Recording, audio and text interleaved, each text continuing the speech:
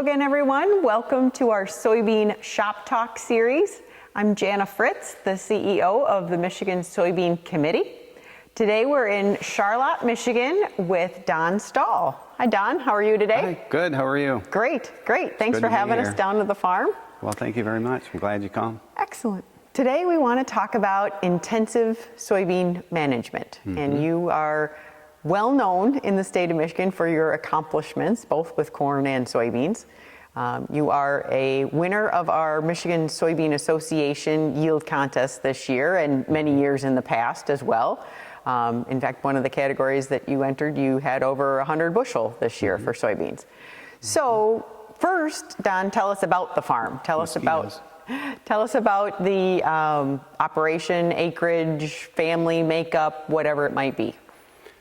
Okay, I've been farming all my life, right in the area here. I mean, I'm sixth generation farmer in the area, and like most farm families, I grew up farming with my father, with my grandfather, and graduated from Charlotte High School, and I went in the Marine Corps for 6 years. Thank you for your service.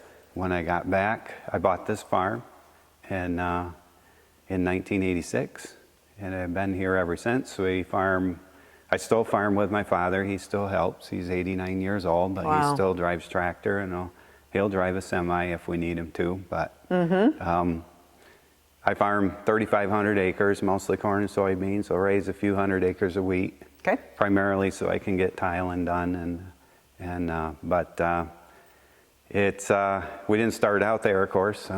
We've just ended up at 3,500 acres now, and with just the two of us and one part-time help, I don't know how many more acres we can handle. Wow. So. Yeah.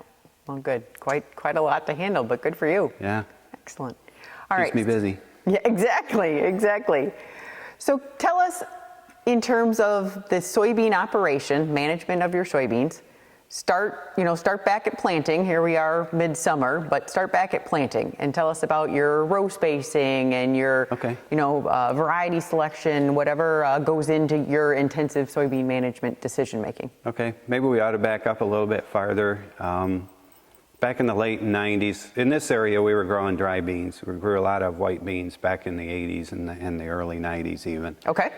The county that we're in here now, Eaton County, was actually the largest producer of white beans in the whole country at that time. So, so you never saw any soybeans at that point. Sure. Out here. But then about 87, 88, we started growing a few soybeans. Okay. And they didn't yield so well. I mean, 40 bushel was a good yield then. But 10 years earlier, it was like 25, so that's why nobody grew any here. But I've always had an inquisitive aspect to me, and I want to know why things do what they do. And I wanted to push yields, and I wanted to actually produce high yields with profitability. Sure. And so I got with my seed corn dealer, who was my cousin. Okay. And he got us in contact with the Pioneer agronomist. And then I also worked with CPS as agronomist, and it was primarily on the corn because the corn contest's been going on longer. Sure. Sure. But went to them and say, what do we got to do? And that got the wheels started, and it's been a long, slow progression. But first thing is we wanted to identify our limiting factors and get our soil tests and fix our pH. Some are the big things first. Yes. We want to make sure that our hydrogens are down. If we got too much hydrogen in the soil, it kind of ties up the nutrients and they're not available. So, so that's been a big issue, but of course to get them to zero, which makes the plant utilize whatever we want to give it. Yep. Then we got to be at a 7, but we don't want to be at a 7 because if you get alkali, then you tie up more than helping you. So I know it's kind of complicated, but that's a lot of agronomy work that you're doing. Yeah, but everybody knows that, or everybody should know that. Sure. At this point. So that's where we started, and then we started playing with biologicals. We do a lot of strip trial stuff. We use liquid humus. I can't tell you how many years we've been using liquid humus now. It's been a lot since it first became available to us. And for a good 5 years, maybe even 6 on some fields, we were seeing gains just from that. Great. We were seeing 4 bushel on soybeans for every gallon we used. Wow. And, but after 5 years or 6 years, I can't remember which, that went away and we saw no more gains from it. So we knew we had fixed something at that point. We just didn't know what it was. Exactly. We assumed we were ramping up microbial activity and making more nutrients available from previous crop because we weren't seeing the corn fodder that was there previous. So now the question is, how do we maintain that? So we've cut back on our usage. We went to variable rate technology, and so everything is soil tested now in grids. On our irrigated, it's 1 acre grids. On dry land, it's 2.5s. Okay. And on irrigated, we test every year. On dry land, every 2 years. So, and then we apply based on that. So, in our fertility, we knew we had to balance out our fertility because we always have issues. And so we started working on that. We determined very quickly that where we push our yields to the highest, we had our base saturation was up to 4% or better. Okay. We could see that if we fell below 4% on our soil types, that we paid for it in yield.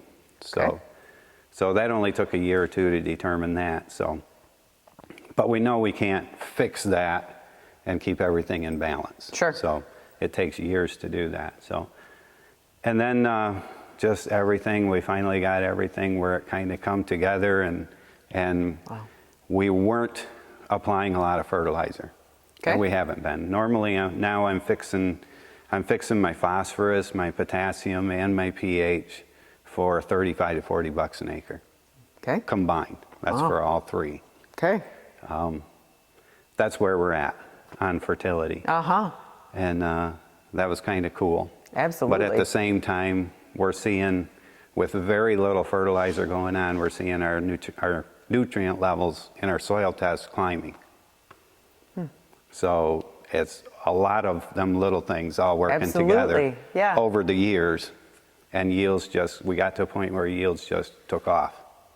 Wow, that's awesome. That's so great. How to tell you to do A, B, C, X, Y, Z. Exactly. It's and not so easy, how long it's going to be to get there. I can't tell you how to do that. Exactly. Because we kind of fumbled our way through and tried a lot of stuff in the process. Trial and error, that's, best we way kept to go. what worked, and we didn't do what didn't work, so. Makes sense. And we still do a lot of strip trials yet today, so. Makes sense. Very good. How much of the operation, Don, is irrigated versus dry land? I'm only about 20% irrigated. Not enough to hurt me crop insurance wise. Fair enough. But not enough to help you overall.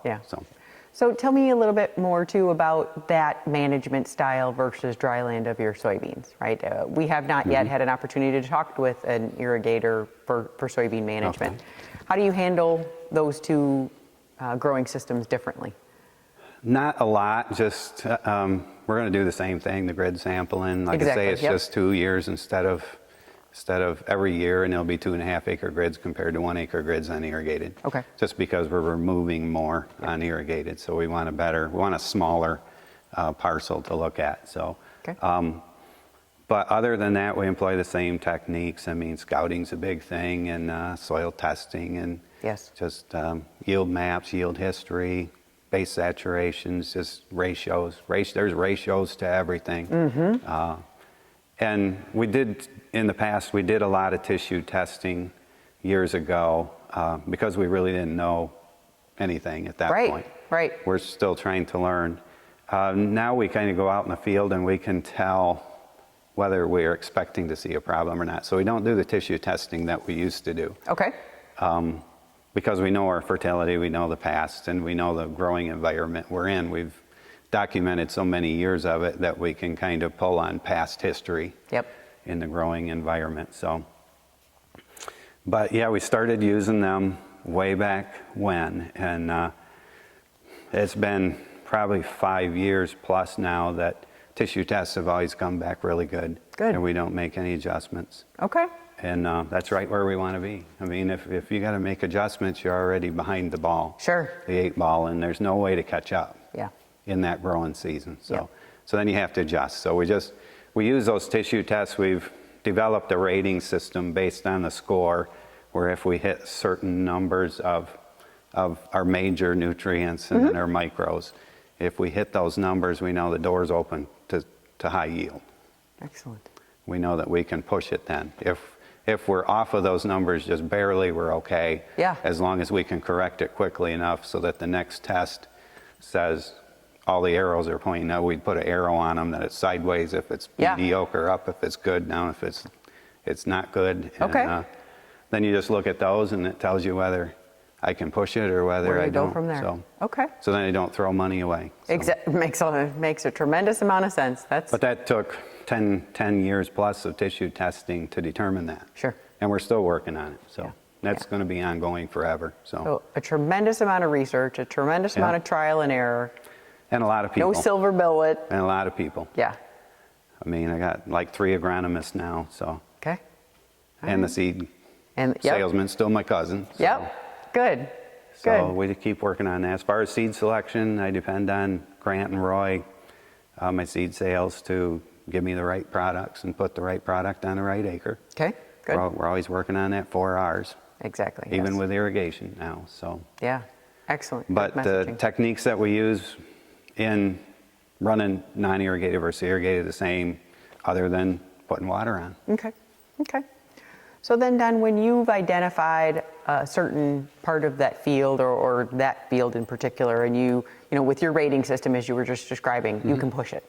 Tell me about the pushing it. Tell me about the next step later in the season before we get to harvest. What are we pushing to get the maximum yield on these soybeans? On soybeans, we're always limited by the growing environment, so you got to watch that more carefully. Sure. But as long as our tissue tests are good and the door is open, soybeans will normally scavenge enough to take care of themselves because we have our fertility at that point. Yep.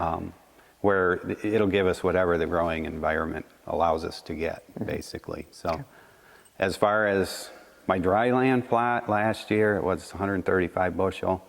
I kind of hate to say it, but it really didn't do anything to that. So we do have it fed.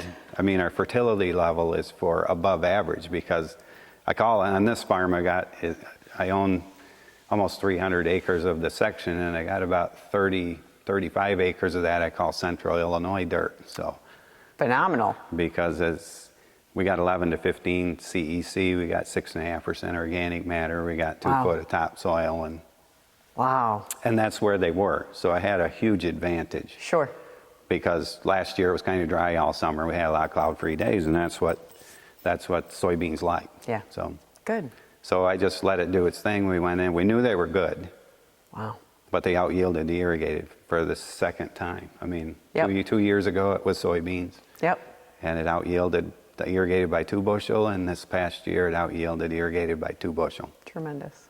Good for you. It's basically bean size. Bean size was huge on the dry land. Yep. On the irrigated, it wasn't as big. Yep.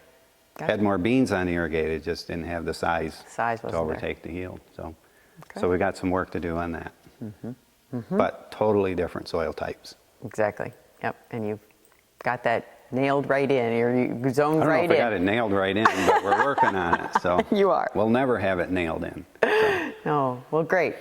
Anything else that you would recommend to, a fellow farmer that just wants to improve their yield? It sounds like your messages are pretty succinct and clear, right? It's all about fertility. I think we touched on most all of what we did anyway. Yeah.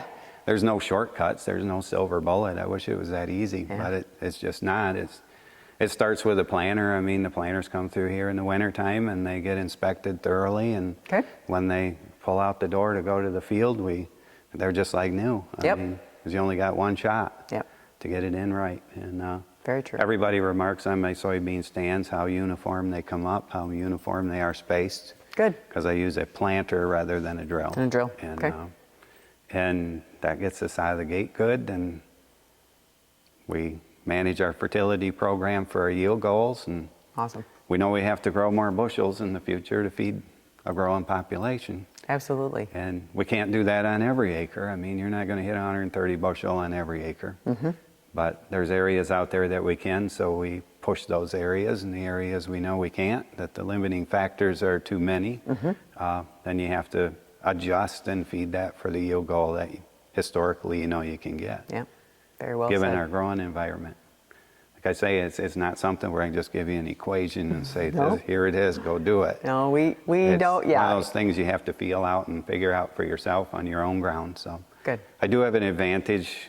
I can hold on to water because we have heavy clay subsoil. Okay. And a lot of the country doesn't. They'll have a sandy subsoil. Yeah. Or have sand over sand. Yeah. And it makes it more difficult for them. Sure. I can hold nutrient, I can hold water. I mean, I know I can pull 60 inches of water out of the subsoil Okay. on my irrigated ground, so, Good. Yep. which is what I need, Yep. Excellent. especially on corn. I mean, Yes. once you go to corn. But soybeans will take 11,500 gallons of water per bushel just to create a single bushel of soybean Wow. Yep. per acre. So it's astronomical. It is astronomical when you really think about it. Wow. Soybeans, we had 9 inches of rain, so Oh my goodness. in the last 12 days of June, so we got some drowned out spots, but soybeans look pretty good overall. Good. That's the deal with our irrigator. We basically can tell how our tissue tests are going to come out by the length of petiole and the leaf size. Yep.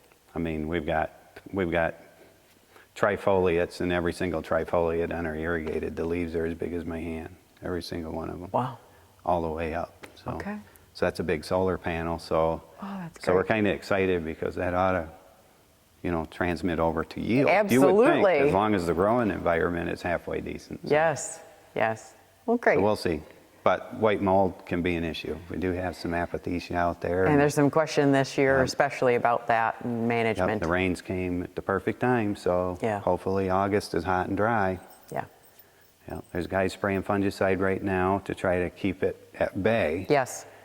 But our temperature is warm enough now. We're kind of centered in the state where typically we're going to run a degree or two above of that threshold. We're up in the thumb, they don't. They're the other way. So, Right. But that's our big management right now. But if you spray now, the fungicide's gone in 20 days. So, Yep. So they have to, yeah. exactly. So what do you do? $1 million question. Yep. Very good. Thank Didn't you mean to again. drag on, Not so. at all. Not at all. Thank you again for having us. Yeah, well, I enjoyed it. Thank you. Good. If you or another farmer in your area has something innovative going on their farm, please get in touch with our Michigan Soybean Committee office. We're happy to come out and talk with you and share it with other growers across the state of Michigan. Thank you.